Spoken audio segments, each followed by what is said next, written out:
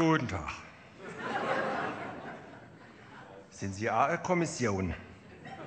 Kommuniongesellschaft. Weil ich bin da nebendran auf einer Kommuniongesellschaft. Ich weiß nicht, ob Sie es schon gehört haben. Also ob man es hört. Und da nebendran die Musik, die ist ja für die Ohren nicht zu übersehen. Da proben so 3, 4 Mann von der Feuerwehrkapelle. Freiwillig. Also von der Freiwillig Feuerwehr. Ja, die feiern dieses Jahr, die nächste Woche da waren, ihr 75-jähriges Bestehen vom Jahrestag von der Freiwillig Feuerwehr. Und die Feierlichkeiten sind da drin. Aber, wie sagt man immer so schön, warum nicht? Der Chef von der Feuerwehr sagt auf der Kommunion, der Sandmeier Emil, schon kurz mit ihm geschwätzt, weil ich habe gesehen, dass er allein da ist. Er sagt, Emil, bist du allein da?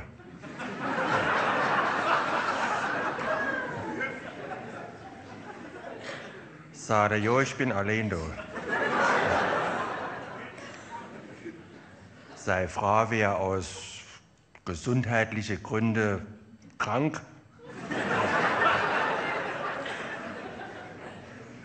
Sie müsste wahrscheinlich noch ins Krankenhaus und da wollte sie jetzt nicht noch da. Weil es sieht ja doch jeder froh, was er hat. Ich sage, Emil, das sieht man doch nicht, dass sie ins Krankenhaus kommt. Dann sagt er, nee, sie die jetzt halt jedem erzählen. Die Leute halt froh, was sie hat. Also, was hat sie dann? Und er sagt, ja, du, die übliche Frauengeschichte. Er sagt, zu dick.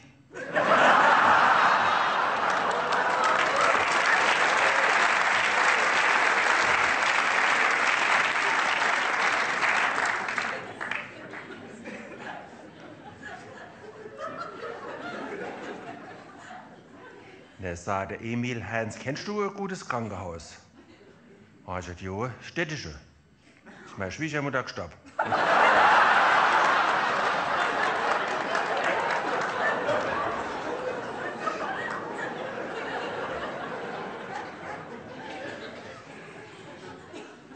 Wenn Sie jetzt da jemanden um Annemarie Sandmeier fragen, sagt jeder, wer? Kenn ich nicht. Wenn Sie aber sagen, es knippelt hier. Und dann sagt jeder, ach, Sandmeier Annemarie.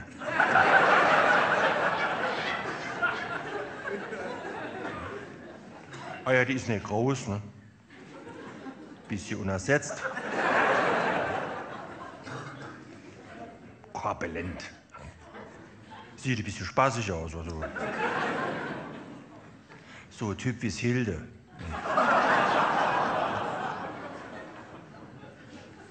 Jo, früher war die, ach Gott, wie sagt man dann da? Ein Strich und ein Faden. Ne? Heute sind wir jetzt Zebrastreifen.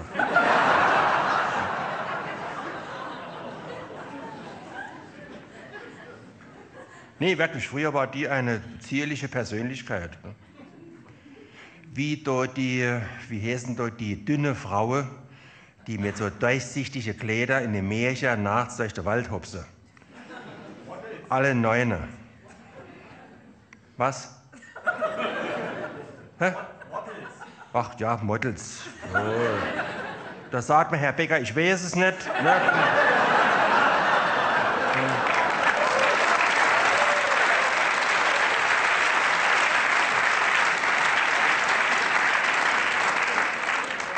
Wie kann man so die Weihnachten versauen? Nee, alle Neune. 11.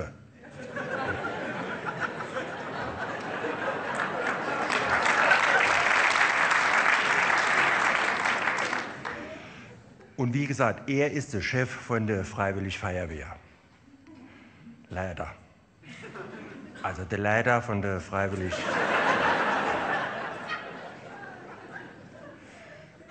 Wie sagt man da? Brandleiter oder Sein Vater hat ja früher die Brennerei gehabt. Ne?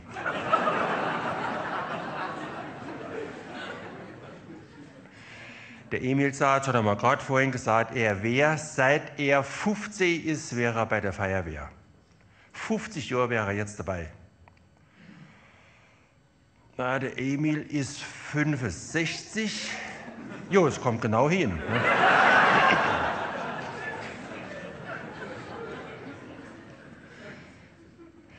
Ja, Moment, dann geht aber da auf der Fahne die 75 nicht stimmen.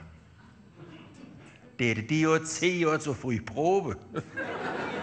Oh, mir ist das egal. Jo, wie gesagt, ich bin da für eine Kommuniongesellschaft nicht, und sitze mich mal hin. Ah ja, Gott sitzt da schon den ganzen Tag rum. Es hat Mittagessen gegeben. Vorhin haben wir Kaffee und Kuchen gehabt. Und dann wird es ja gleich wieder was zu essen geben.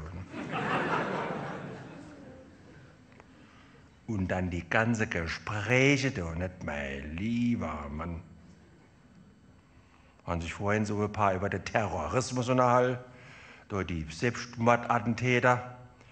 Und dann sagt so eine Frau, ich habe die nicht gekannt, sagt sie, ja, diese Leute kämpfen noch für ihren Glauben. Und dann sagte Hermann, das glauben Sie selber nicht.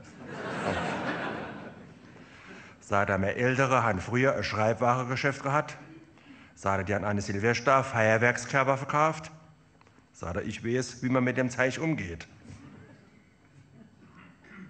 Und dann sagt er zu der Frau, was täten Sie sagen, wenn Ihr Sohn sich da mit so einem Sprengstoffgürtel ins Auto sitzt und in der Menschenmenge sich hoch explodiert. Sagt sie, unser Sohn würde das nicht machen. Der hat keinen Führerschein.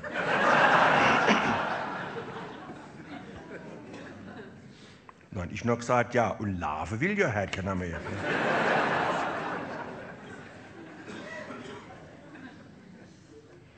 Ich habe schon gesagt, der Selbstmordattentäter gehört anschließend der Arsch versohlt.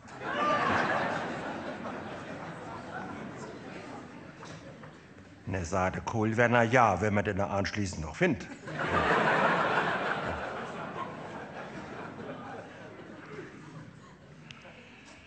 Tja, wir leben in einer Zeit, die hat es früher nicht gegeben. Was hat dann ich damals zur Kommunion gekriegt? Blume, über die sich meine Mutter gefreut hat.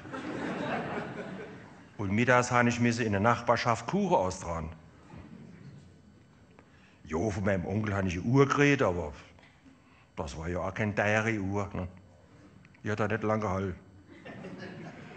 Ich hatte, ich weiß nicht, 2 oder 3 Tage nur die Kommunion, habe ich im Hof gespielt oder was am Fahrrad gemacht. Das heißt, nee, ein Fahrrad habe ich ja gar keins gehabt. Jedenfalls die Uhr lag da auf dem Betonboden. Mein Vater ist mit dem Motorrad drüber gefahren. Das war die Uhr. Da war die Ziffer platt.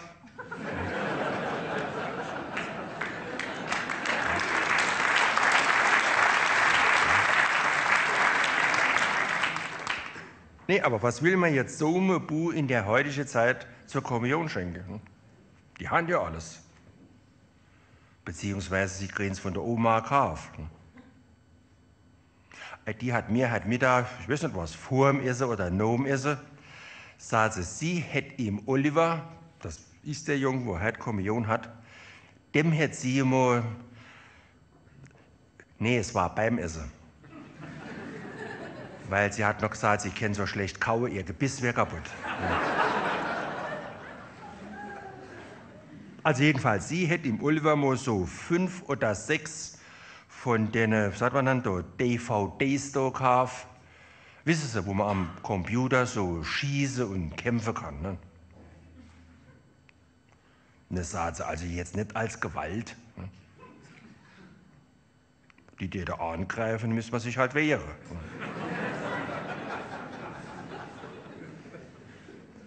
Sagt sie, ihr Mann hätte früher schon immer gesagt, man darf sich im Leben nicht alles gefallen lassen, man muss sich wehren.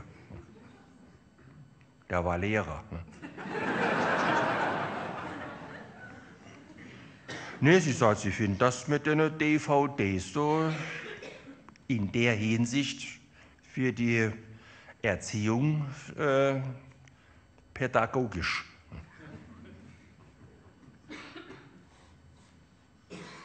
Sagt sie, ihr Mann wäre mal vor der Schule von Schülern zusammengeschlagen worden.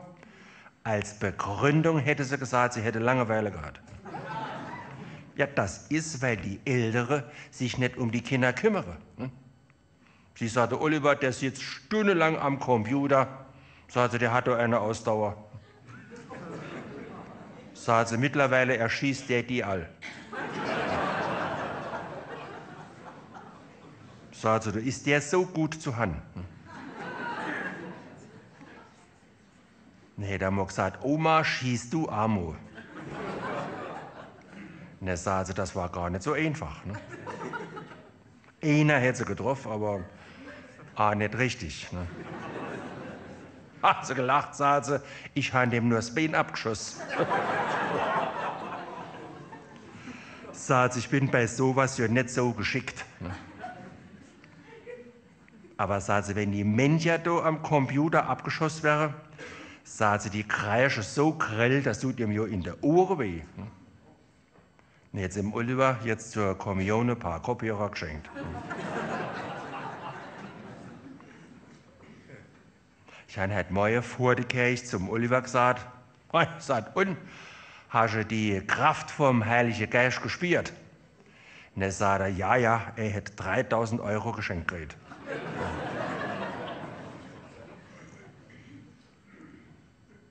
Wir haben ihm zur Kommunion da so, wie sagt man dann, da so ein Füllhederfalter. Was denn jetzt schon wieder? Gehören Sie, gehören Sie zusammen. Wenn Sie ein dappischer Bruder suchen, der sitzt da.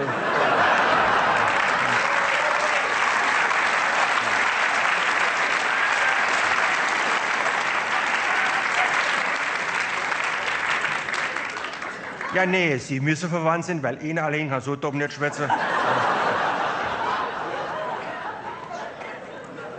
Nee, der hat angefangen.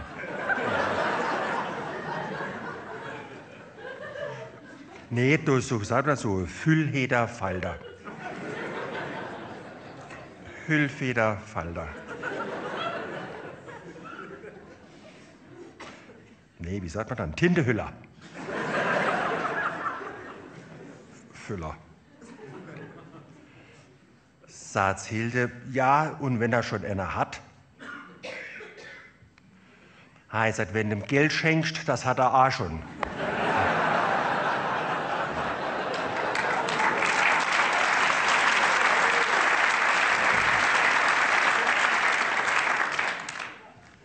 Und es sah die Verkäuferin im Geschäft mit Goldfeder.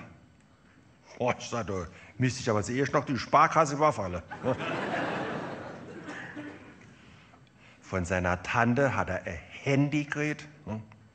Tja, das war natürlich geil. Und unser Füllfalter war,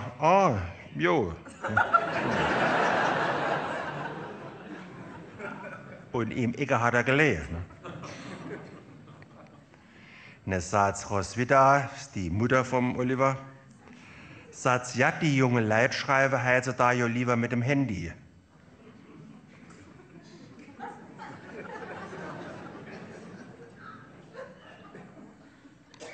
Habe ich zum Hilde gesagt, dann kann er von mir aus mit dem Füller telefonieren.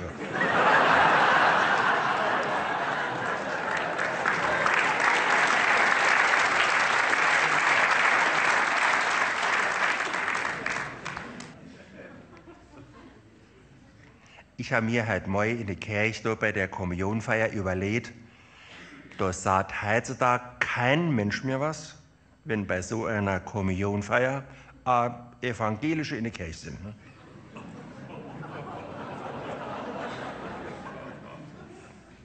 Wir waren früher in der Schule noch getrennt. Ne? Wir waren ja doppelt getrennt. Bube und Mädel und Evangelische gegen Katholische. Ne?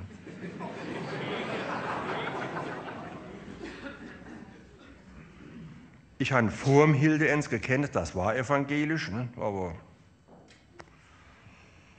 Aber nur so lange, bis es mein Vater erfahren hat.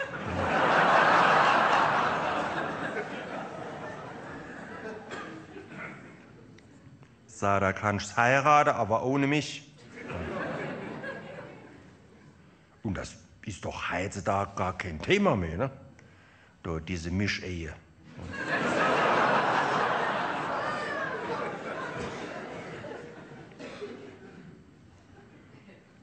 Oder auch das andere, wo sie jetzt ermöglichen.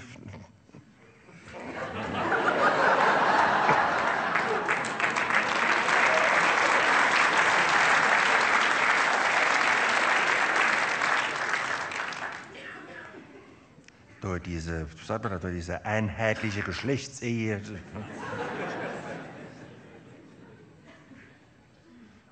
Wisst ihr, das ist, wo Männer und Frauen getrennt heiraten. Ne?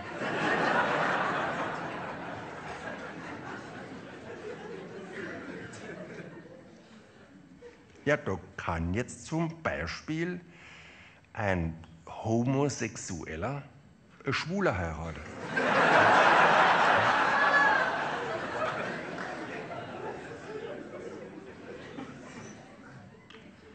Und bei der Frau geht das auch. Heutzutage wollen sie nur gut aussehen, früher haben sie im Wesentlichen katholisch sein.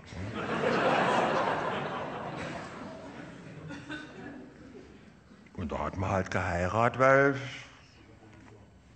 es war doch so. Ah ja, Gott, hast du auch bei den Leuten ein paar Mal gegessen. Ne? Ne, fühlt man sich ja irgendwann in der Hinsicht auch verpflichtet. Ne?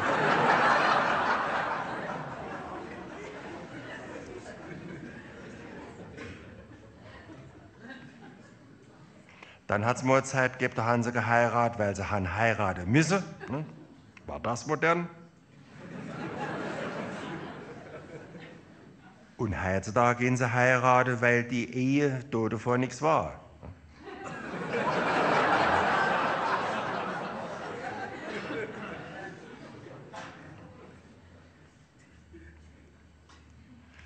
Man hat ja früher nicht, also ich habe ja früher zum Hilde nicht gesagt, kann mich jedenfalls nicht daran erinnern,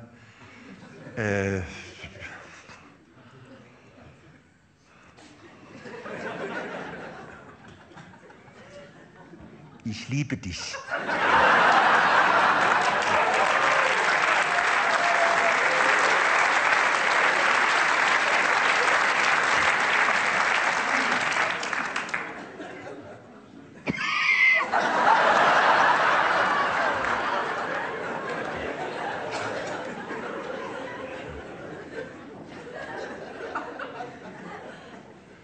Das hat es ja früher in dem Sinn gar nicht gegeben.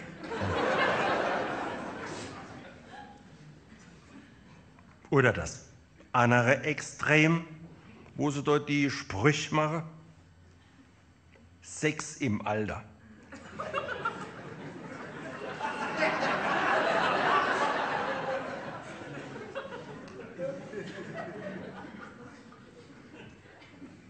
Also man kann es auch übertreiben.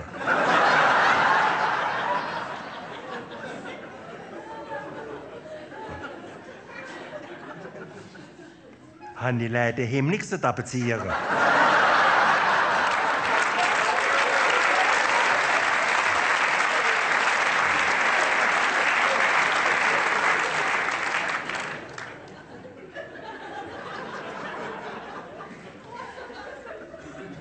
Oder Schränk auszuwischen.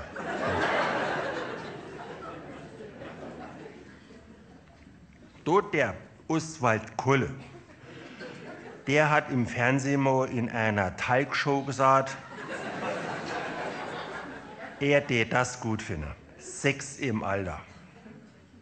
Ja, der hat in seinem Leben sonst nichts anderes gemacht.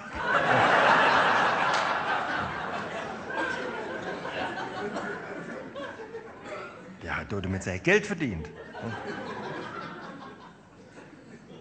Wenn ich Geld verdienen will, mir schaffen gehen.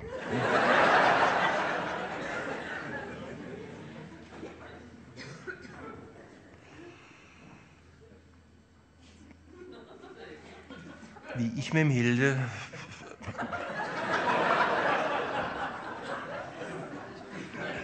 Nee, jetzt mal unter uns. Ich mein...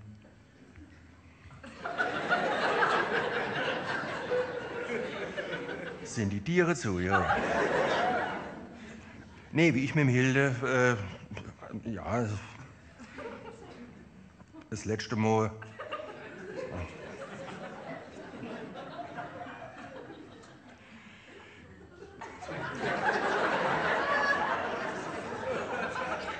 Ja, gut, da ist anschließend der Stefan auf die Welt gekommen.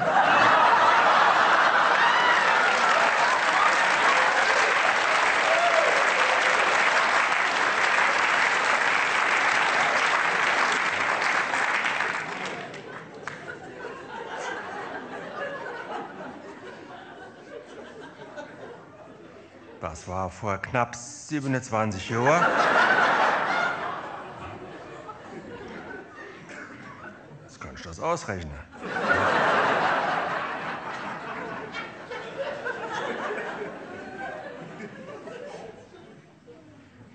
Es ist, wie der Hermann am Stammtisch schon gesagt hat, leicht neben deiner Frau im Bett und frost schlafst du schon.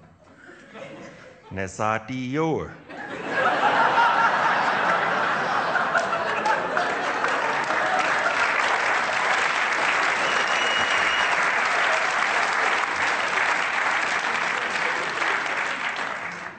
Ja, das sind deine Möglichkeiten als Mann.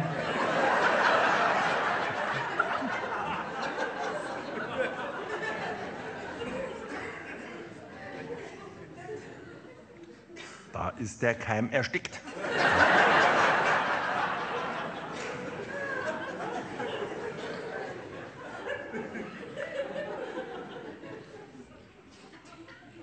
Und dann gehen mir ja spätestens nur die Tagesthemen schlafen. Schon gerade neulich noch zum Hilde gesagt, wärst doch jetzt kein Kinder mehr wolle.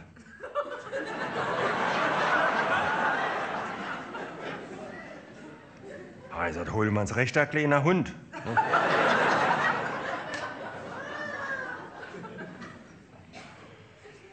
Ich weiß ja auch nicht, was die Leute sich da beweisen müssen, nicht, wenn sie jetzt da im Alter, wo möchte ich noch so nackig im Bad rumlaufen.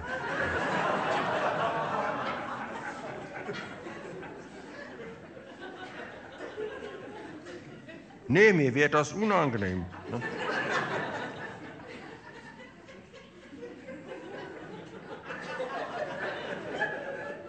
Man kann ja mal drüber schwätzen, nicht? Aber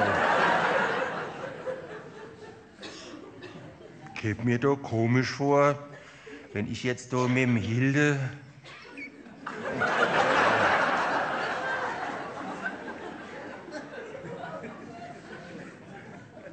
Und dann hat das ja auch was mit Anstand zu tun.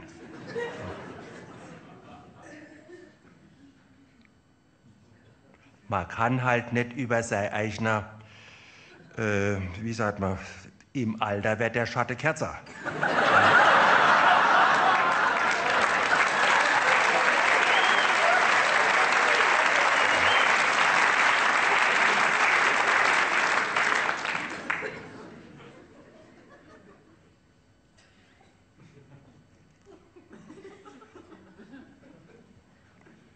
Haben Sie das vom Richard gewusst?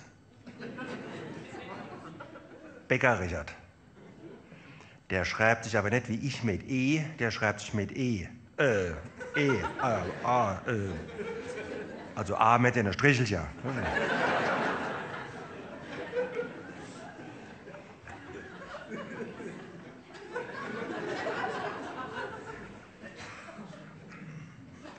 Wie sagt man dann?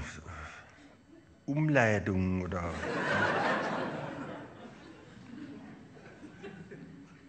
Als Maria, dem sei Fraß, auch durfte Kommunion. Noch nicht gesagt, was macht denn der Richard? Ne? Also den han ich ja schon ewig nicht mehr gesehen. Fangt's an zu heilen. Sagt's Heinz, weißt du das nicht? Der ist doch seit 2 Jahren gelähmt. Also, wahrscheinlich doch neulich noch beim Spazierengehen im Wald getroffen. Sagt, das ist schon 2 Jahre her. Ich sag, geh fort.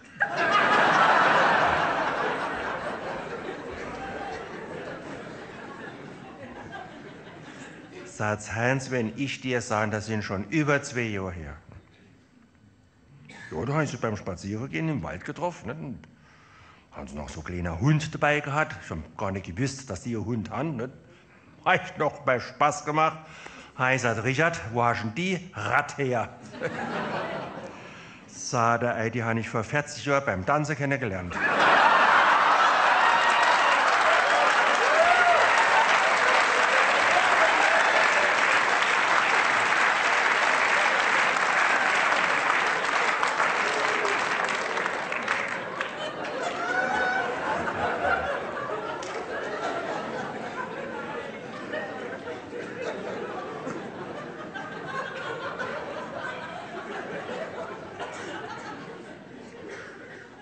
Jo, wie gesagt, fangen's an zu heilen. Nicht?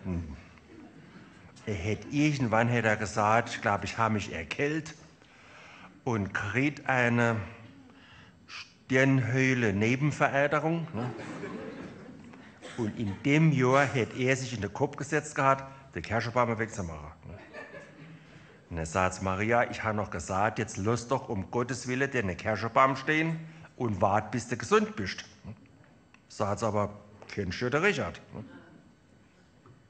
Sagt, da denk ich ewig dran. Sagt, ich stehe in der Küche, gucke das Küchenfenster raus, sehe ihn noch auf der Leder stehen, sehen, wie die Leder nach vorne kippt. Sagt, ich habe noch gerufen, Richard, aber nicht in die frisch gesetzte Bohne.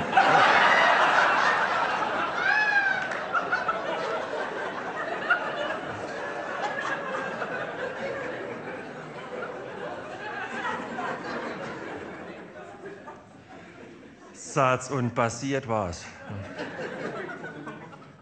Satz, Heinz, kannst du dir den Schrecken vorstellen? Satz, das war eine frisch gesetzte Bohne.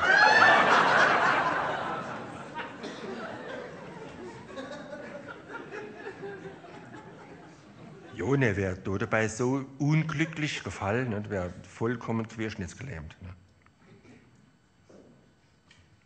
Ich habe gesagt, Maria, ich habe das nie gewusst. Sagt sie, jo, das ist schon 2 Jahre her. Sagt, das ist schon über 2 Jahre her.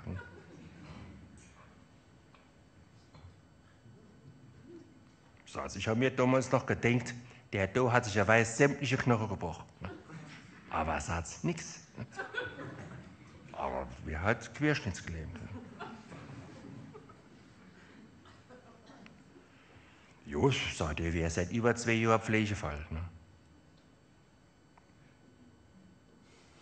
Sagt, das muss man sich immer vorstellen. Ne? Sagt, der geht, kann schon sagen, als gesunder Mensch auf die Leder und wird ihm als Pflegefall ins Haus getragen. Ne? Sagt, der Kirschenbaum steht immer noch. Ne?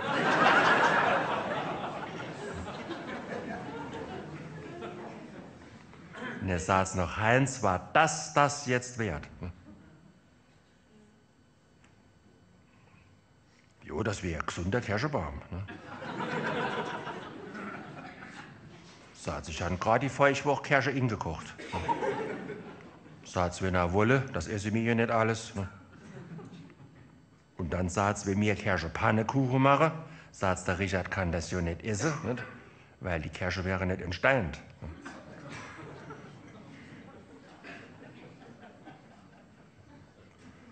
Jo, sagt, ich muss den pflegen wie ein kleines Kind.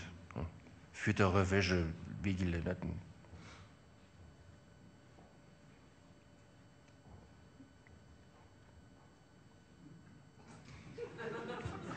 Kennt auch nichts mehr schwätze. Ne?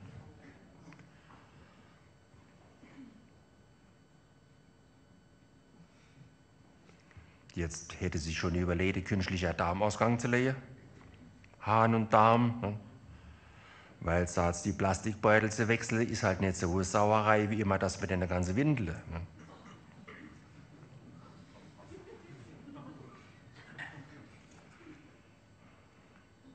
Ne? dann sagt's noch, jo, jetzt esse ich noch ein Stück Kuchen.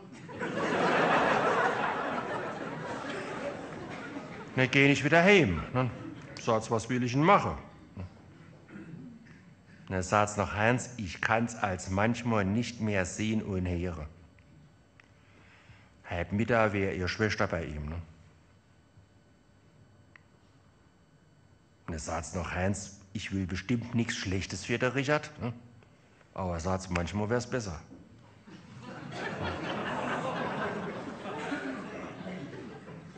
Sagt's, wenn ich dir erzähle, was ich als Deutsch mache, sagt's, da drehst du dich im Graben rum.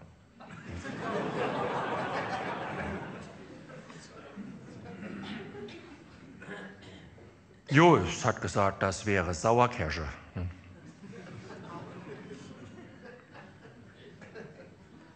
Dann sagt Maria noch, ich habe gerade neulich zu meiner Schwester gesagt, Marianne, ich kann nicht mehr und ich will nicht mehr. Und hat ihre Schwester gesagt, ja, ich gebe ihr das mit der Sterbehilfe. Und dann sagt Maria, da habe ich zu Marianne gesagt, wei, aber. Sagt, wenn du dich anschließend um den Richard kümmerst.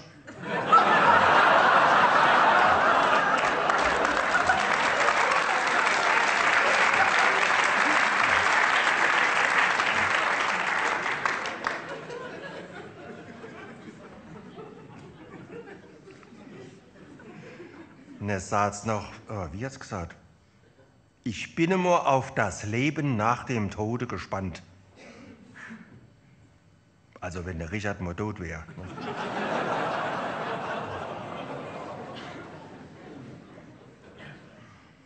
Ich habe mir auch schon mal überlegt, was wäre, wenn mir im Hilde was wäre. Ne?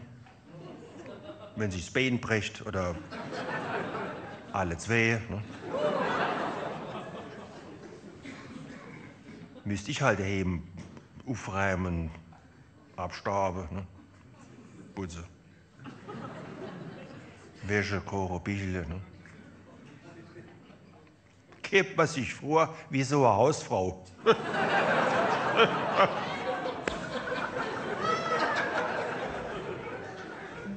Wie so ein Depp.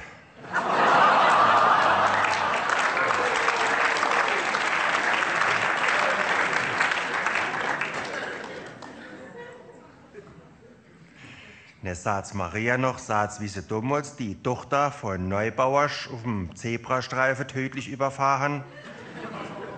Sagt's, das war ja auch furchtbar. Ne? Sagt's, sowas ist schon schlimm. Ne? Sagt's, sowas gönnt man ja niemand. Ne? Aber sagt's, da wird man im Laufe der Zeit damit fertig. Ne? Da sagt man sich irgendwann, es Nadali kommt halt nicht mehr. Ne? Aber, wie hat's gesagt, in der Zeit heilen die Wunden. Ne? Aber sagt sich, han das Elend jede da vor Augen.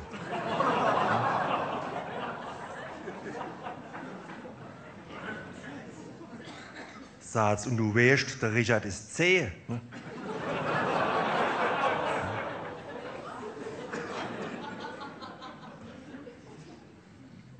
Und dann sagt's noch, jo, ich froh, es Hilde ob ne Sauerkirsche wolle. Ne?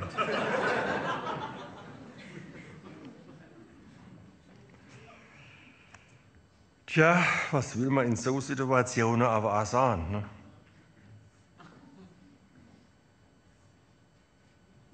Wollte mich jetzt Maria gegenüber in der Sache nicht äußere. Ne?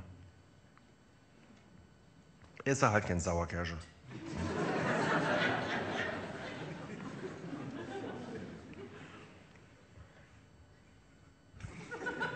Da auf der Kommunion ist ja auch eine dunkelhäutige. Ne?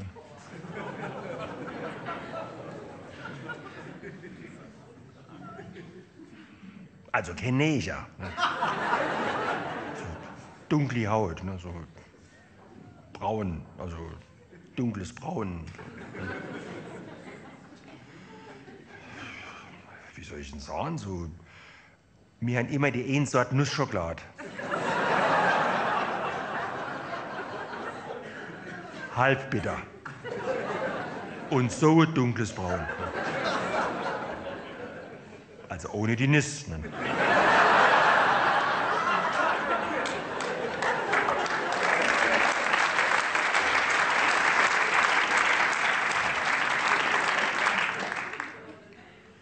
Ihr Mann ist normal.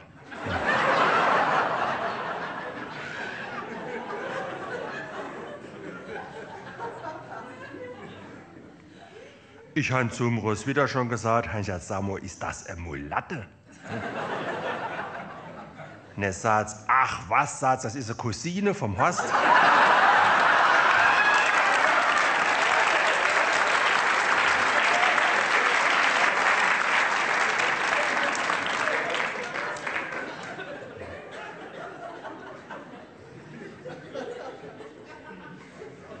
Die hätte in Koblenz ein Sonnenstudio.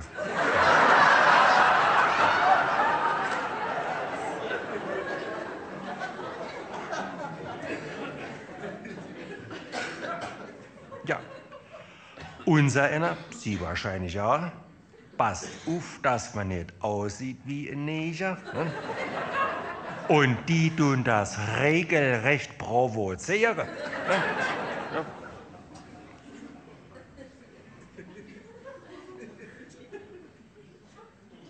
Am Stammtisch ist einer, das heißt, in letzter Zeit kommt er nämlich so oft, der Krämer-Dieter. Der hat jetzt Negerin, ja, also nicht gewonnen.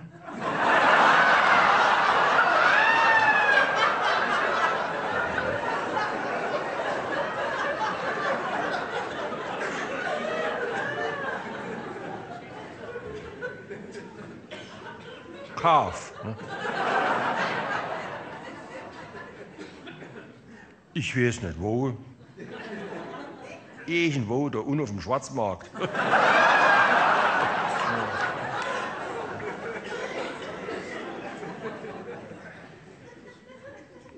Er hat sie aber noch vor der Mehrwertsteuererhöhung geholt.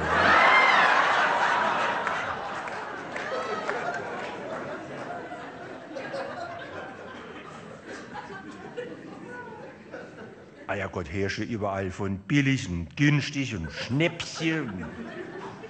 Krieg ich noch was dazu geschenkt? Ne? Eine Uhr oder wer ist der Teufel was? Ne? Ne, sagt die Frau vom Malter Manfred, sagt sie ihm Dieter, sei Schwarzes, wär ein, wie hat sie gesagt? Nicht Schnäppchen.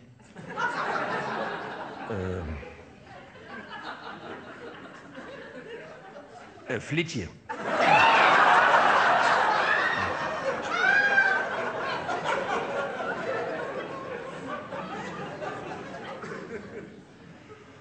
Jo, er hätte ein paar Monate ohne Urlaub gemacht. Stell dir mal vor, fahrst in den Urlaub zum Erholen und bringst eine Frau mit heim.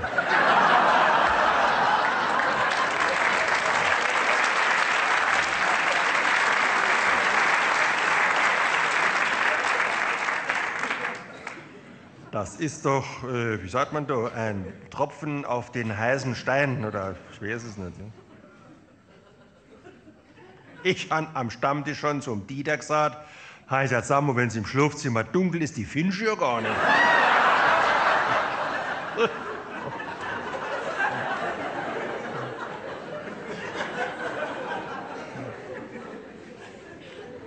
Sagt der Erich, sagt er doch, sagt er, wenn der Dieter die Hose auszieht, muss die lachen.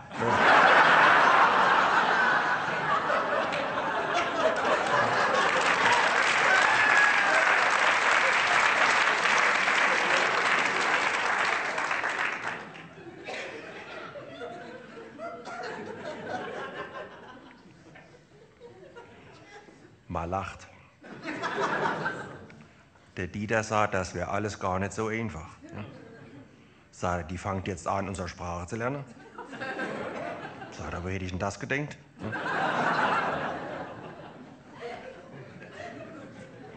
Die zusammenhängt jetzt so allmählich. Der Führerschein will sie machen. Und lauter so Zeug.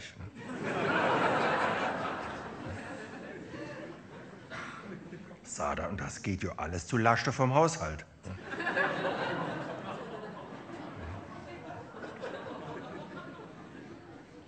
Sagt er, wenn die jetzt anfängt, da einer auf Frau zu machen. Ne? Neulich hätte sie ihm, wie sagt man, mit Händen und Füßen zu verstehen gegeben, sie wäre nicht nur dort zum Putzen und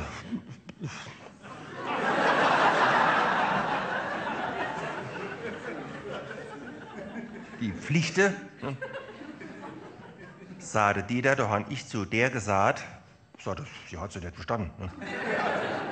Sagte, da habe ich zu der gesagt, Fräuleinchen, wo du herkommst, hast du überhaupt keine Rechte. Sagt er, und hier hast du aber auch Pflichten.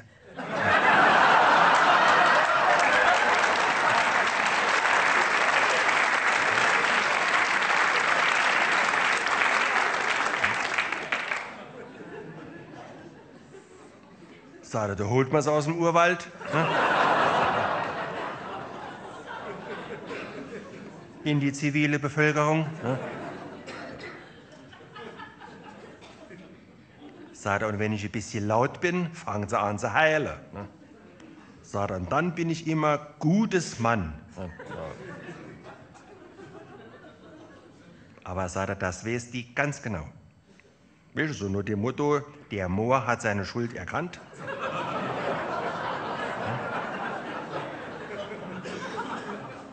Der Mohr kann gehen.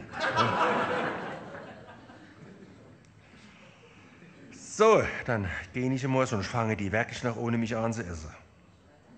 Heute Abend gibt's Buffet. Ne? Ja, heute Mittag hat mir die Teller hingestellt gekriegt mit dem Essen. Ne?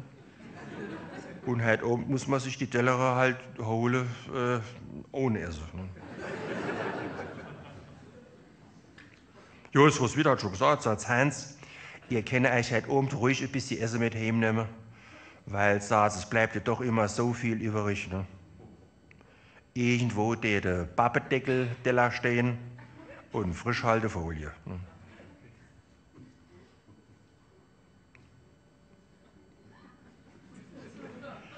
Sie haben ja bestimmt auch schon einmal versucht, mit Frischhaltefolie. Es geht nicht. Kannst du anschließend den Blutdruck an der Tankstelle messen oder so?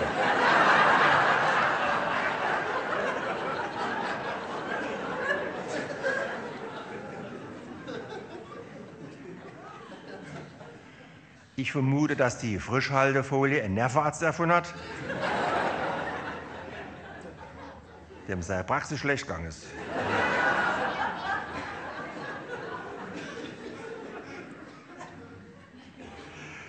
Gut, dann hoffentlich ist heute Abend das Bier kälter wie heute Mittag der Kaffee.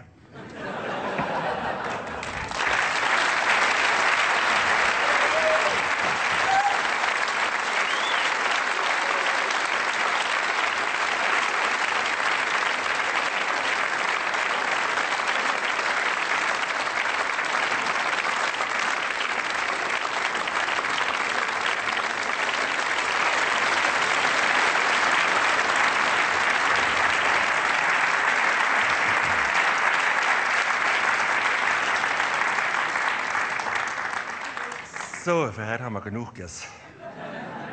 Können wir anfangen mit dem Trinken.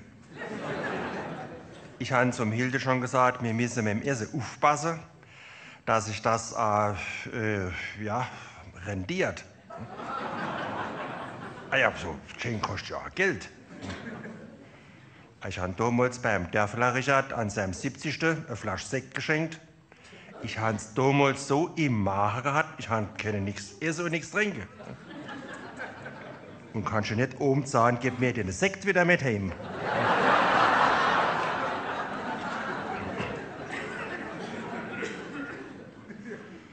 Heute Abend hat man sich jetzt keine beim Essen hinsitzen, wo man gewollt hat. Ne?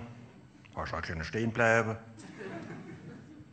Ja gut, da hat nur einen Kaffee trinken, hat der mit dem geschwätzt und der mit dem und wie so geht. Ne? Da habe ich mal kurz neben am Emil gesitzt. Und er sagte, er hätte vor 14 Tagen hätte er da so einen Gehörsturz gehabt. Ne?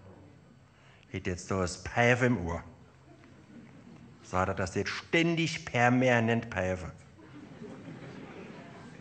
Wie hat er gesagt? Gibt es so ein ärztlicher Ausdruck? Trinidad.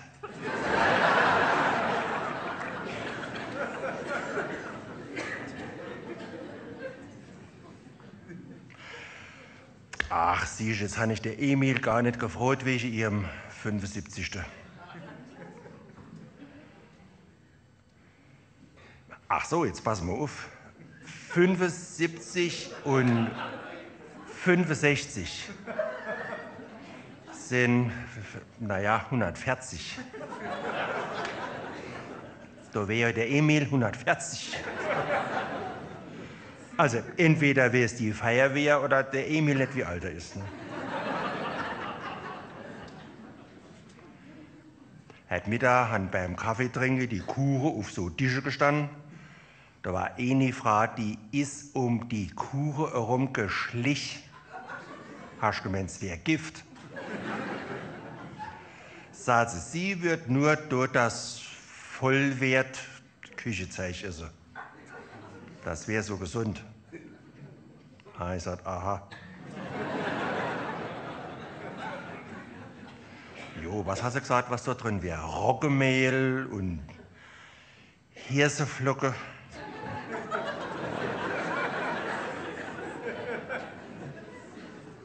Ingwer, Meersalz und Weizenschrott.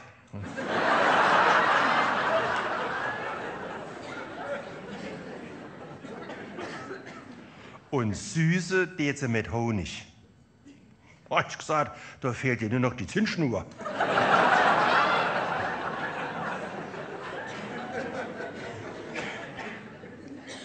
Sagt sie, ja, sie wäre mit ihrem Mann schon so gestraft.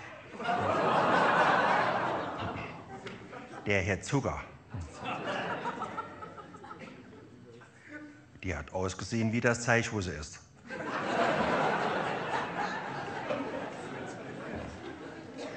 So lange verfusselte Haar. Ne? Da obenrum hat sie so, soll ich denn sagen, 4 Schal war sie groß und 4 Teppich zu klein.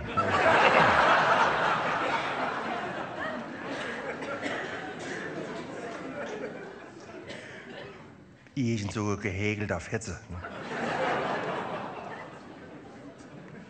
Dann so langer, bunter Rock. Ne? Und dann, jetzt pass auf, Sandale mit Socke. Ich wollte noch sagen, stell du dich immer neben der Käsekuchen.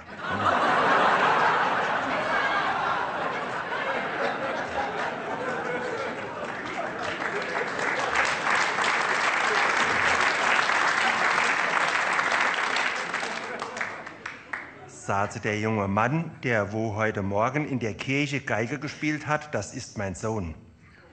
Der wäre auf der Walddorfschule.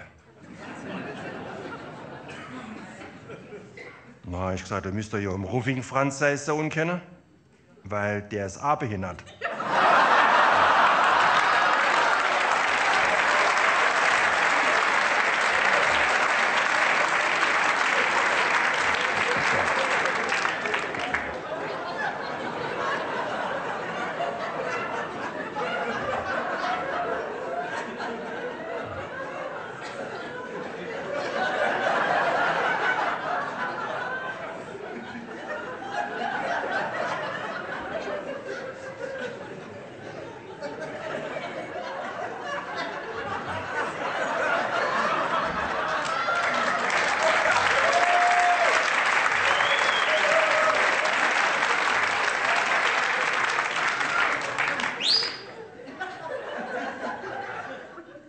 Wo früher das Baugebiet war. Das haben sie dann als Baugebiet umgebaut. Ne? Das war schon 30 Jahre her. Ne? Da war ja da diese Geflügelzucht, weißt du, da 4 Eier. Ne? Und weiter oberhalb steht ja noch das alte Schulgebäude. Ne? Und dort waren anfangs der 80er Jahre waren da Asylante drin. Ne? Das war aber Käfighaltung.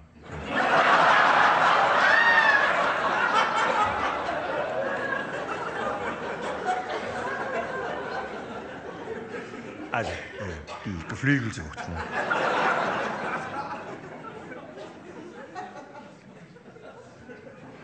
Der Scherer Werner, der hat ja damals noch das Haushaltswarengeschäft gehabt. Sah da, wie die Asylante kommen sind, hätte er anfangs in der Woche als über 10 Messer verkauft.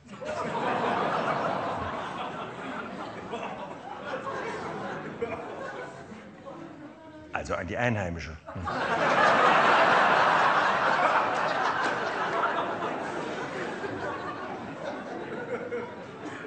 Jo, er sagt, an den Nähen habe ich noch keinen Penning verdient. Sagt er, die kommen nur daher und holen. Wie die Zigeuner. Schieben alles auf die Vergangenheit und die Vertreibung. Obwohl Zigeuner darf man ja nicht mehr sagen. Ne? Ich sage jetzt immer statt Zigeuner, Zigeuner.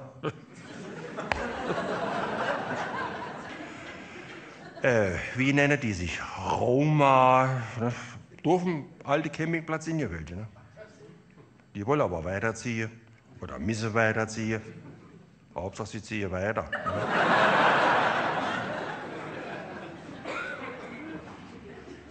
Ich habe vor ein paar Tagen den Meierkurt getroffen. Dann habe ich gesagt, sind die Roma schon fort?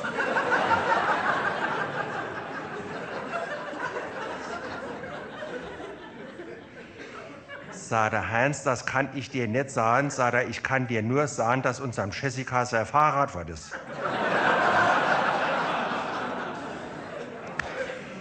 Wisst ihr jetzt, was ich meine? Ne? Um jetzt auf die Anna-Sache noch einmal zurückzukommen. Da haben sich ja damals die Anwohner, die da unmittelbar gewohnt haben, sich beschwert wegen der Geruchsbelästigung. Also von der Geflügelzucht. Und da ist die ja dann dort weggekommen. Und dort soll jetzt, deswegen komme ich da drauf, dort soll jetzt ein Heim hin für körperlich und geistig behinderte Kinder. Also wird umgebaut. Ne?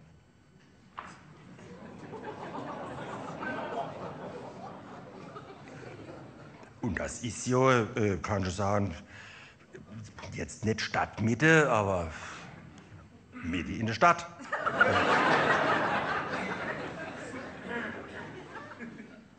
War auch wieder so eine politische Entscheidung vom Stadtrat.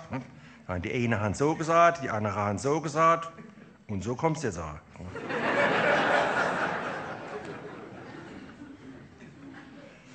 Wie haben sie gesagt, man müsste Behinderte integrieren. Also, kann man ja. Man kann sie ja unter sich integrieren. Aber nicht in die Öffentlichkeit. Ja, man muss das auch mal weiterdenken. Da kommen bestimmt mal Spielplätze hin, wo vielleicht auch mal gesunde Kinder spielen. Wollte Sie, dass Ihr Kind mit so einem körperlich und geistig behinderten Kind spielt? Es ist nicht ansteckend, aber muss nicht sein.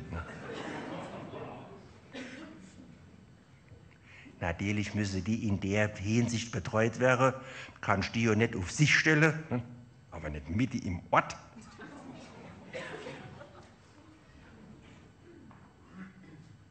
Immer so Sprüche daher, man müsste auf Minderheiten mehr Rücksicht nehmen. Ja, ich habe allmählich den Eindruck, dass die Minderheiten in der Überzahl sind. Wenn die herrscht, die wären nur vertrieben, verfolgt und unterdrückt. Am meisten jammern immer noch die Indianer und die Frauen.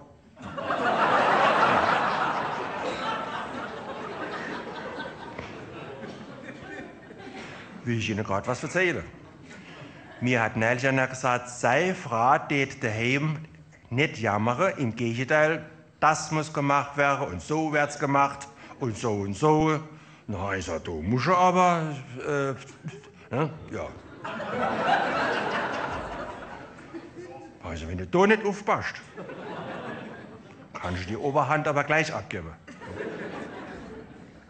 Ich sag, du musst ja mal aus dir hinausgehen und ihr die Meinung sagen. Ein paar Tage später noch einmal getroffen. Er sagt, und, hast du daheim mal ordentlich auf den Tisch geschlagen? Sagt er, nee, das hätte seine Frau gemacht.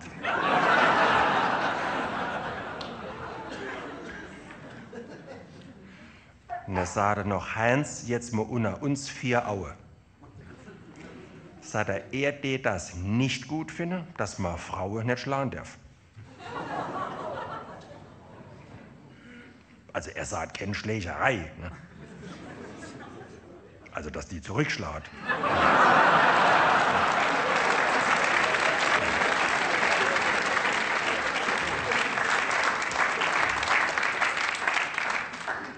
Sagt er, nee, so weit käm's noch. Ne?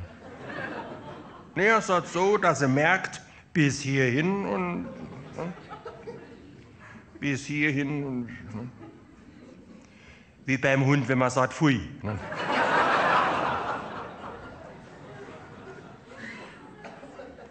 Sagt der Heinz, die reizt mich als bis aufs Messer. Oh, ich sag, reg dich nicht auf. Also bei mir ist es ein ganzer Besteckkasten. Ja, daher kommt der Ausdruck, ich schlage dir hinter die Löffel. Ne?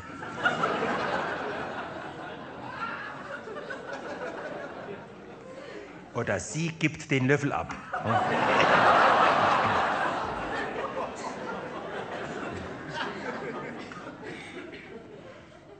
Neulich hätte sie zu ihm gesagt, wenn du so weitermachst, der sie ausziehen. Und das muss er irgendwie falsch verstanden haben. Hat er gesagt, nackig geh schon mal auf die Nerven.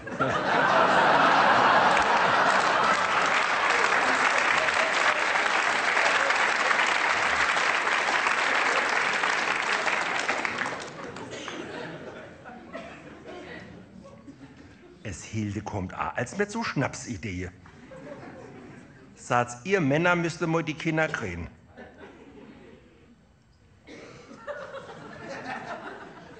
Heißt, noch trink ich mein Bier im Eckstübchen und nicht im Kreissaal.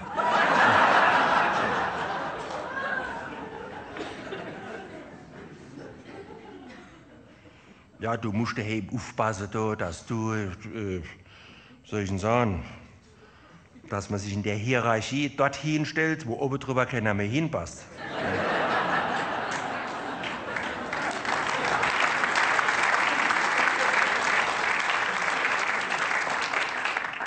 Sonst bist du schnell, sagt man dann. Du, wie heißt denn das, wenn daheim die Frau die Stellung bevorzugt? Materialismus oder wie ist es nicht? Gibt es ja noch so einen neumodischen Ausdruck. Wie sagen sie denn immer? Masochismus. Ah. Sitzen Sie jetzt dort?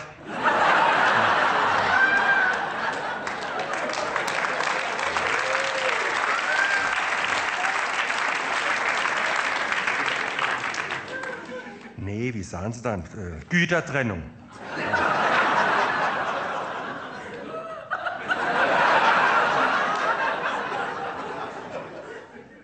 Heute Mittag beim Essen war der Pacher da. Und so hat er über Religion geschwätzt. Ne? Und auch da über das, wie sagt man dann, Zölibat. Wisst ihr, das ist, wo Paare nicht heiraten müssen.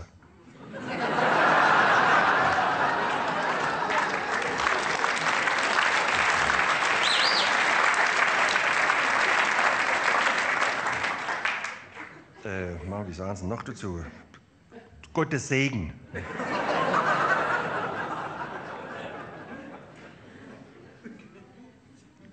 Ich habe zum Hilde schon gesagt. Ich habe gesagt, wenn ich es noch einmal zu entscheiden hätte, hätte ich auch Para wäre. Sagt Hilde, wäre ich vielleicht der Haushälterin.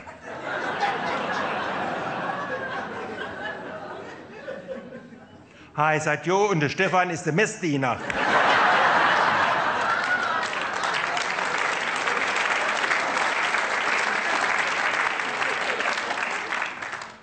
Hi, sagt, nee, eben nicht.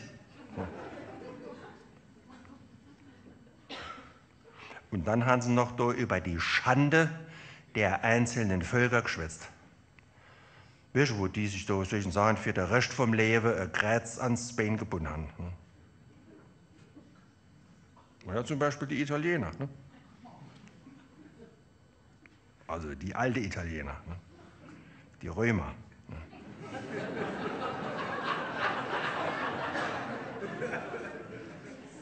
Naja, die haben ja den Jesus gekreuzigt, ne? Und sowas bleibt ewig hängen. Ne?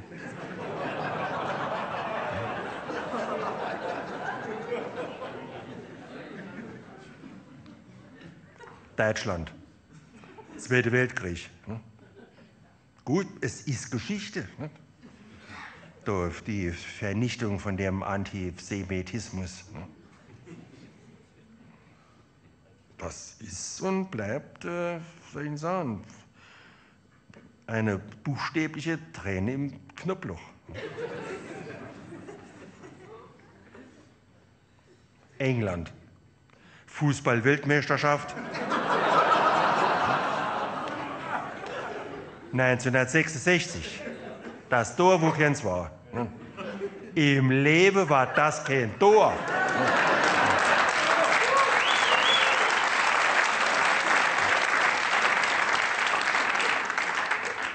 Im Leben nicht. Eine Schande auf Lebenszeit. Ich habe schon gesagt, deswegen hat der Engländer auch kein Euro, das ist denen halt noch unangenehm.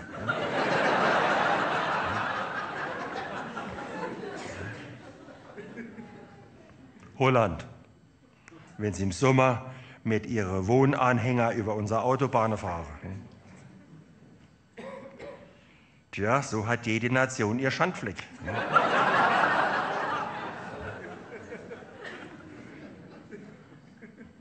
Pole, ein gutes Beispiel.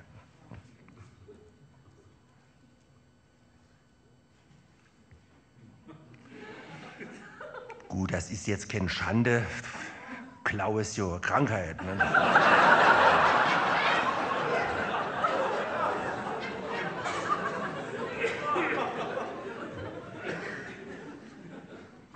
Frankreich schwitzt halt kein Mensch mehr davon.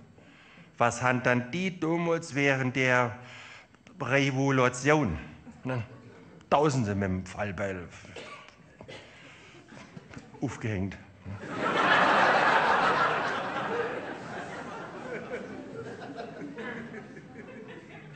Nenn du mir mal eine Nation, die ihr weiße West hat. Der Neger nützt das regelrecht aus, dass er schwarz ist.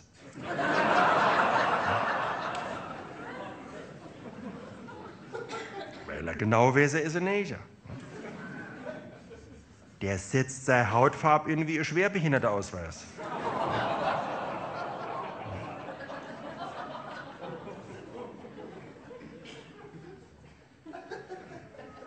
Oder wo sie immer sagen, mir täte die anderen Länder die Drecksarbeit machen lassen. Da ist wohl Länder da wie Afghanistan, ne? Die müssten das Rauschgift anbauen und bei uns täte es nur die Viehs hochlegen und in Seeleruhe das Zeug rauchen. Uns täte nur deswegen so viel Geld für das Rauschgift bezahlt wäre, um das schlechte Gewissen zu beruhigen. Heißt, in der Palz wäre die Kartoffel auch nicht nur zum eigenen Verzehr angebaut.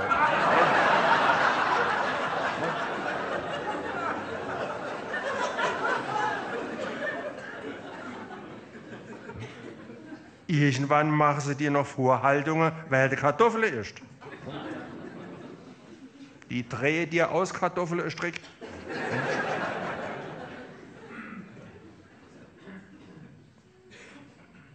Den französischen Rotwein, den sauft der Russ. Gott, neulich am Stammtisch drüber geschwätzt. Haben sie gesagt, den französischen Rotwein kauft entweder die russische Mafia oder der Aldi.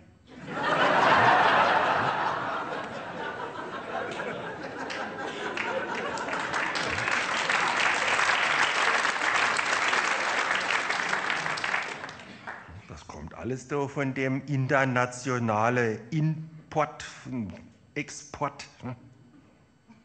Wie sagen Sie dazu? Die Nachfrage nach dem Angebot. Ne?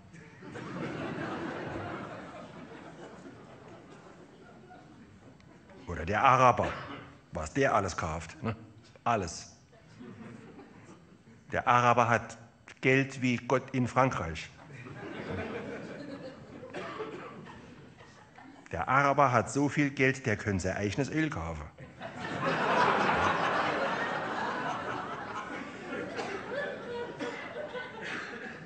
Das ist ein Reichtum, den kann sich unser einer vom Mund absparen. Araber kauft alles, Uhren, ja, nicht eine Uhr, der kauft das ganze Geschäft. Der kauft Hotels, Fernsehsender, Städte, ganze Länder. Der Araber hat nicht eher Ruhe, bis die ganze Welt arabisch ist.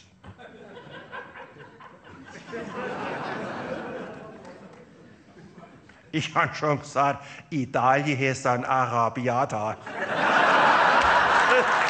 Nee, war gut.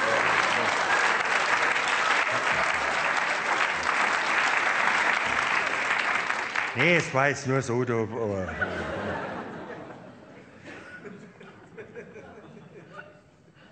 Aber warte mal, was ich dir sage.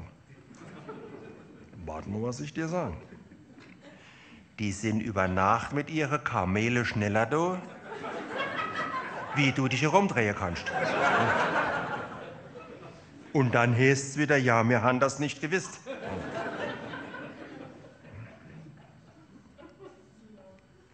Der Para hat gesagt, das gibt noch ein Problem mit dem Islam. Der hat gesagt, das gibt ein regelrechter Religionskrach. Ja, da kann man nur beten, dass die sich verlaufen.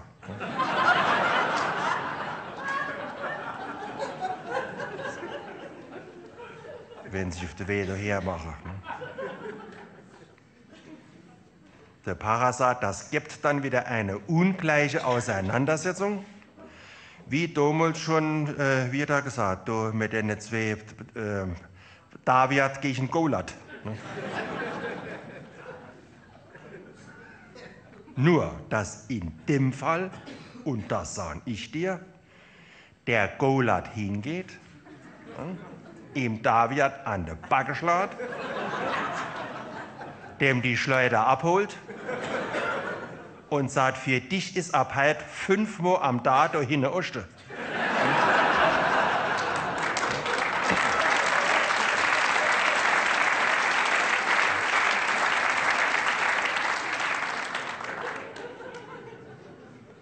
Und bleib auf dem Teppich.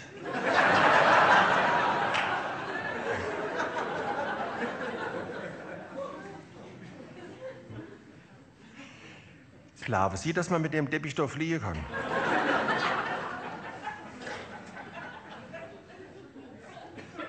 Ja, aber über sowas hat man sich früher gar keinen Gedanken machen müssen. Ne? Da ist man in die Kirche gegangen, hat Gott ein guter Mann singen gelassen. Jo, hast du im Fernsehen also mal gesehen, wenn die da unten rumgepilchert sind? Ne? Das war ja eh nicht durcheinander. Ne? Das war ihm doch egal, ob das jetzt Juden, Muslims, Islamer oder Muslime waren. Ne? Ja, aber die wäre jetzt allmählich hektisch. Die greifen ja sogar den Papst an. Steht doch von denen keiner angreifen. Tja, aber das ist, seit die Mauer weg ist, schwappt das alles da rüber.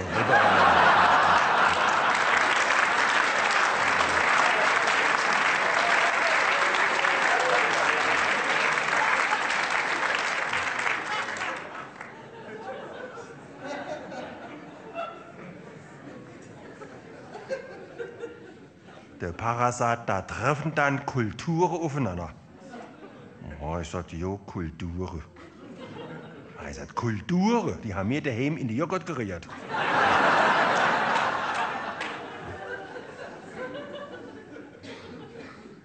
Aber das ist das, was ich schon immer gesagt habe. Das ist das Problem unserer Auswanderungspolitik. Der führt jeder zu unseren. Und die haben die Bombe schon im Sack. Und wenn von uns einer ins Ausland will, hast du einen Nachelfeil dabei, kannst du hin am Flugzeug herlaufen.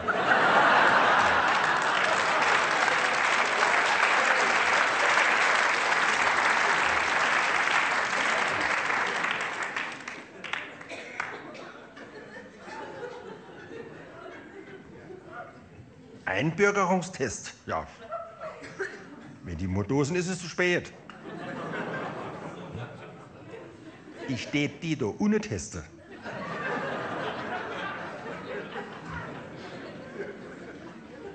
Bevor sie mit ihren Schiffen lostreiben.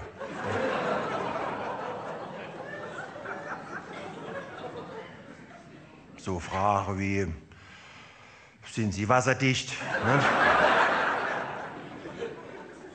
Oder sind Sie seekrank? Ja, die kommen da her und kurze uns das Land voll.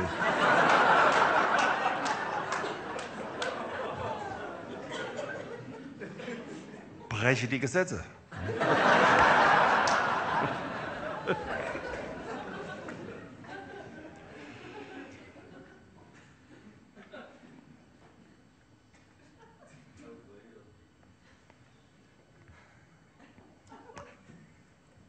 Sagen Sie mal, 75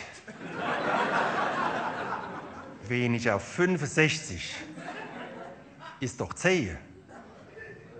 Weil der Emil gesagt hat, er war 15, wie er zur Bundeswehr ist. Feuerwehr gegangen ist. Das ist und bleibt des Pudels Kern.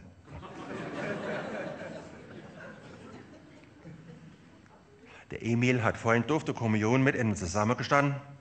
Da haben sie gesagt, sie hätte was Wichtiges zu besprechen. Dann habe ich mich dazugestellt.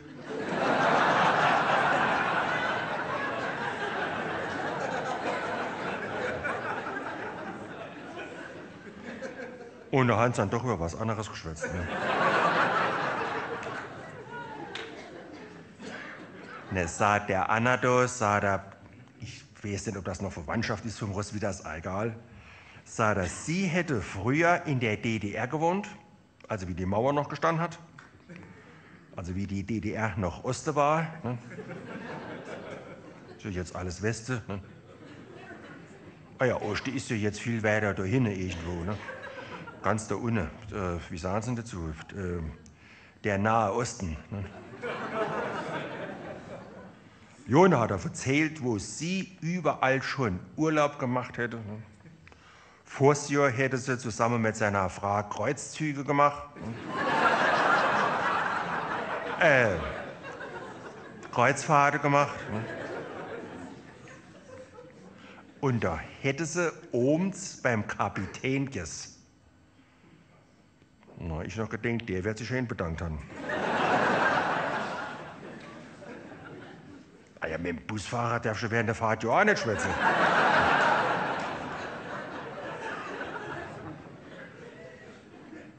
Und schon gar nicht mit dem Kapitän, wenn er schifft.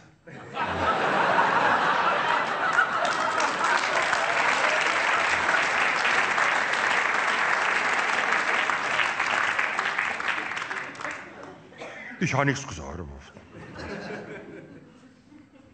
Und nächstes Jahr wollen sie irgendwie, da wird er gesagt, da unten hinaus ans Schwarze Meer. Und ich noch gesagt, nur Afrika bringt mich so schnell keiner.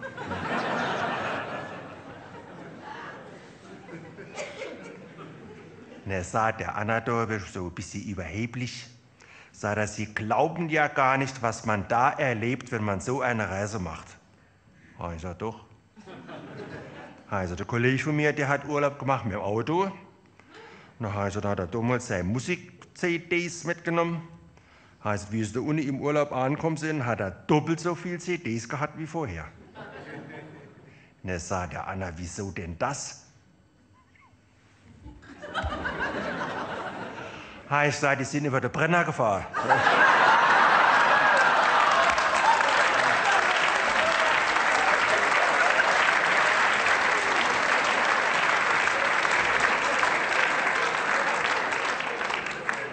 mal gut, ne?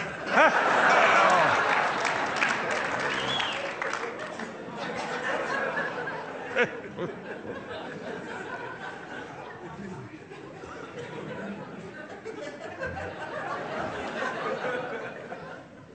Du, der Anna hat mich angeguckt, wie ein Patient, den man bei der Operation aus der Narkose wach macht und fragt, tut's noch weh?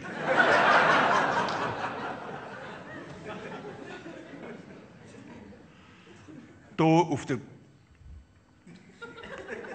auf der Kommunion ist einer, also arrogant, nicht, und unsympathisch bis zum Anschlag.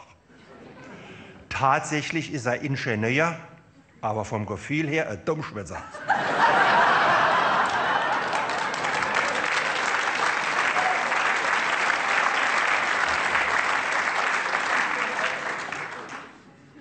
Ich habe mit dem noch kein Wort geschwätzt.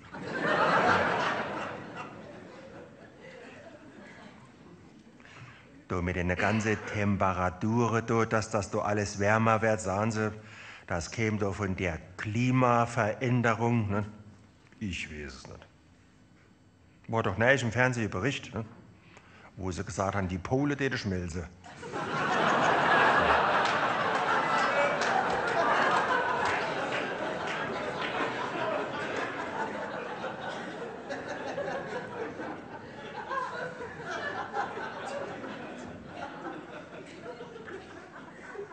Nee, aber ob das mit der ganzen Umwelt, ob das alles so stimmt, wie die das im Fernsehen immer sagen. Ne?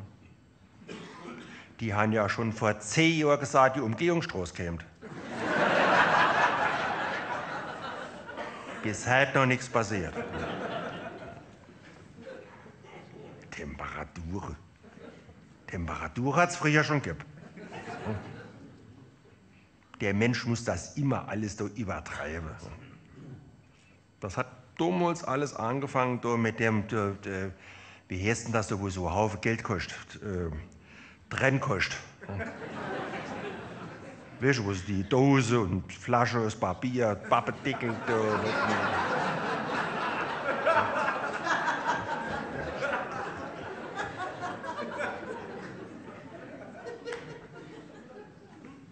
Ich habe am Stammtisch schon gesagt, wenn durch die ganze Klimaerwärmung die Meeresspiegel immer weiter ansteigen, hat man nicht mehr so weit vor ins Wasser.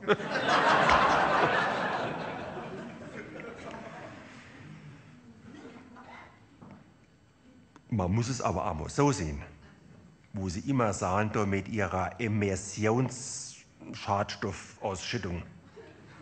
Früher haben sie noch viel mehr in die Luft geblasen. Ist auch nichts passiert. Also, wenn man warm gehabt hat, hat man die Jacke nicht angezogen. Wenn man kalt gehabt hat, hat man sie nicht ausgezogen. Gefühlte Temperaturen. Ja, vom Gefühl kann ich 14 Tage Urlaub gebrauchen.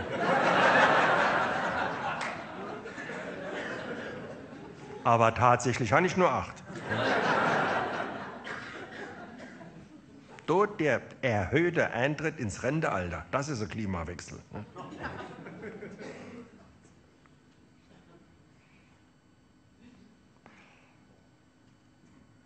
Auf der anderen Seite könnte ich mir aber auch vorstellen, dass das mit den ganzen Schadstoffen, wie sagen Sie, dieser Treibgaseffekt, ne, dass das alles durch das Ozonloch abzieht.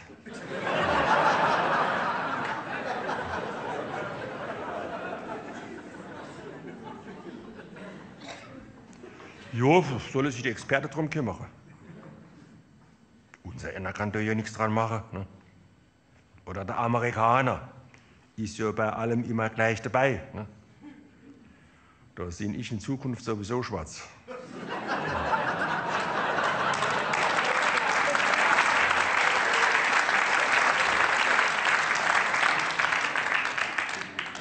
Ja, die Amerikaner haben ja gesagt, sie wäre beim Klimaschutz, wäre sie Vorreiter. Und da sagte Schindler Gregor, das ist dann aber ein Pferd ohne Beine. Mehr ist es nicht. Ein Pferd ohne Bein dreht doch auf der Stelle. Dort neulich in der Zeitung auch so ein Experte gesagt, da wegen der Umweltbelastung, sagt er, da schwebt über uns ein Domestos-Schwert.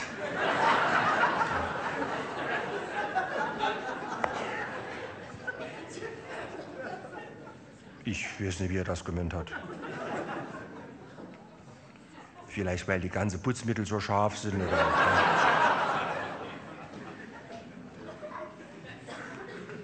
Es ist wie bei allem, es gibt immer ein Für und ein Wider. Ne? Na, die eine sind für die Todesstrafe, ne? Und die andere wollen wieder die Todesstrafe. Ne?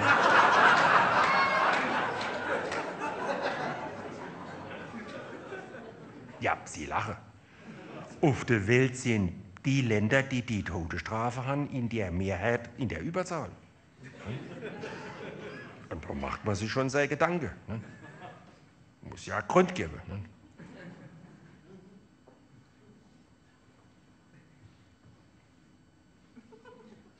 Verstehen Sie mich nicht richtig?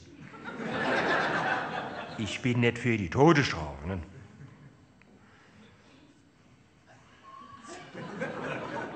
Kommt immer drauf an, für was. Nee, du musst schon ein vernünftiger Grund vorlegen. Ne? Es sind ja auch schon Leute hingerichtet worden, die es gar nicht waren. Ne? Da, wie sagen Sie immer, aus Mangel an Beweisen. Ne?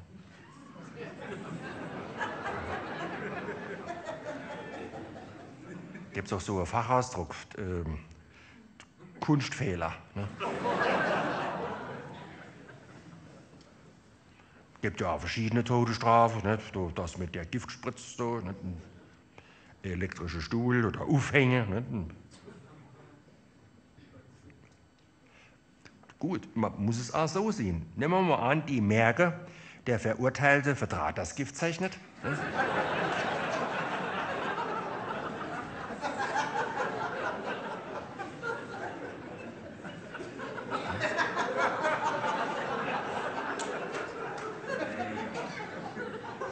Und dann kann man immer noch sagen, alle hopp, dann sitzen wir nur auf der elektrischen Stuhl.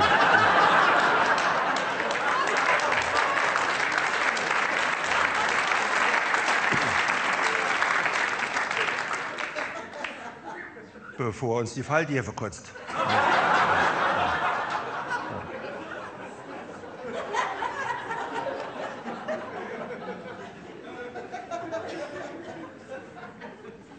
Obwohl bei dem elektrischen Stuhl ist bestimmt auch schon ein paar Mal die Sicherung rausgeflogen. Es hat ja auch schon Fälle gegeben, wo einer der elektrische Stuhl überlebt hat. Muss man sich immer vorstellen. Ne? Ja.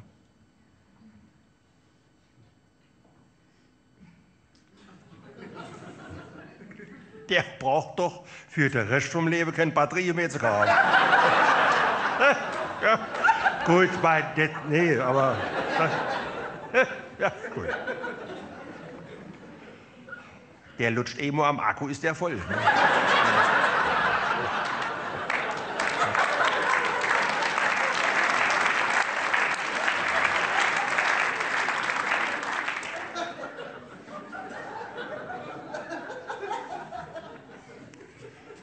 Ich habe mir neulich daheim im Badezimmer auch so eine spezielle Sicherung inbauen gelassen. Weißt du, so ein FI-Schalter. Das ist, wie soll ich Ihnen das erklären?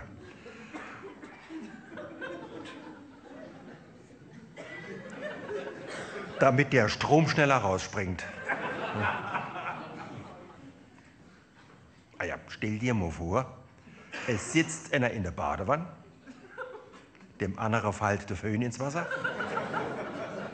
Es Hilde hätte keine Chance.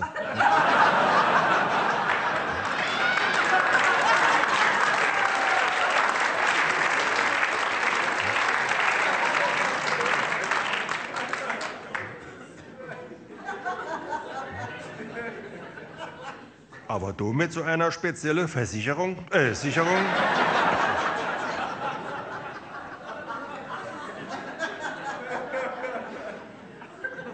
Jo, du steht vielleicht für 2 Sekunden die Frisur.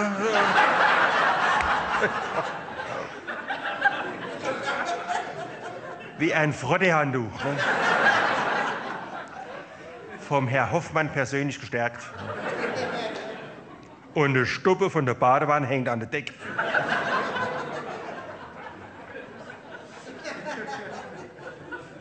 Aber es hielte, wäre sauberer wie mit Ultraschall.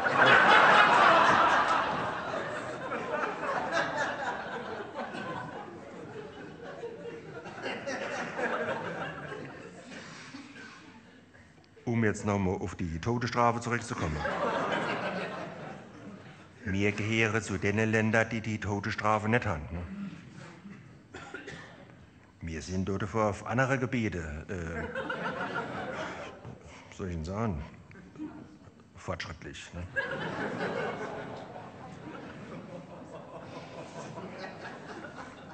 Also wir haben die Todesstrafe nicht mehr. Ne? Die haben sie irgendwann abgeschafft. Mit 1949. Ne? Obwohl die Sommerzeit ans Arme abgeschafft war. Ne? Ich meine sogar 1950. Ne? Das hat jetzt dort mit nichts zu tun. Nicht? Aber und die Sommerzeit haben sie aber 1980 wieder eingeführt. Ne? Muss ja Gründe geben. Ne? Naja. So, gehe ich nochmal auf die Kommunion. Ne? Ich nehme an, dass die Ersten schon gegangen sind und dass die Letzten noch da sitzen. Wie unser Pfarrer früher in der Schule immer gesagt hat, die Ersten werden die Letzten sein, oder die Letzten werden die Ersten sein. Da weiß man gar nicht, wo man sich das zustellen soll. Gut, also, arrivederci. Oder wie der Italiener sagt, Glück auf.